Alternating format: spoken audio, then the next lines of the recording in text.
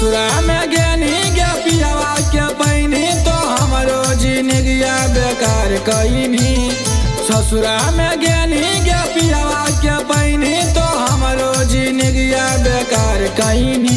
जानू दो रंग के चनुरा लगईनी तब बुझबौ कि हमरो से प्यार करोही। जानू दो रंग के चनुरा लगईनी तब बुझबौ कि हमरो से प्यार करोही। ससुरा में गेनी या हमारा भूलैनी हमारा दुनिया जहान के अनार कईनी। ससुरा में गेनी या हमारा भूलैनी हमारा दुनिया जहान के अनार कईनी।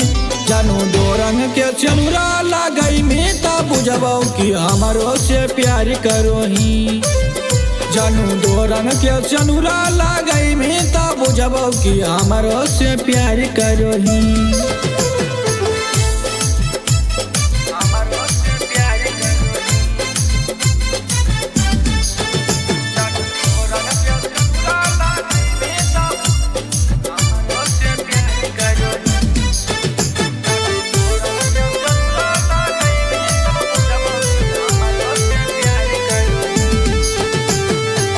एक रंग के चनुरा रहतो पियवा के तोर गे। एक रंग के चनुरा में नाम रहतो मोर गे। एगो दिलवा रहतो पियवा के तोर गे। एगो दिलवा में नाम रहतो मोर गे। एक रंग के चनुरा रहतो पियवा के तोर गे। एक रंग के चनुरा में नाम रहतो मोर गे। एगो दिलवा रहतो पियवा के तोर गे। एगो दिलवा में नाम रहतो मोर गे। हमरो से मिल मी गे जे बतियैमी अकेले में मिल के नैना चार करमी। हमरो से मिल मी गे जे बतियैमी अकेले में मिल के नैना चार करमी। जानू दो रंग के चनुरा लगईनी तब बुझबौ कि हमरो से प्यार करोही। जानू दो रंग के चनुरा लगईनी तब बुझबौ कि हमरो से प्यार करोही।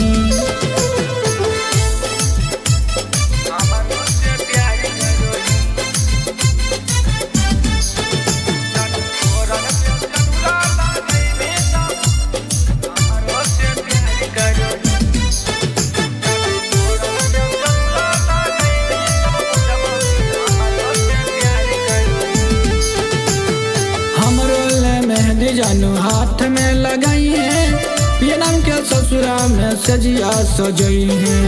हमरो दिलवा में जगह बनई है अइबो ससुरवा त साथे सुतई है। हमरो मेहंदी जानू हाथ में लगाई है पियनम के ससुरा में सजिया सजई है।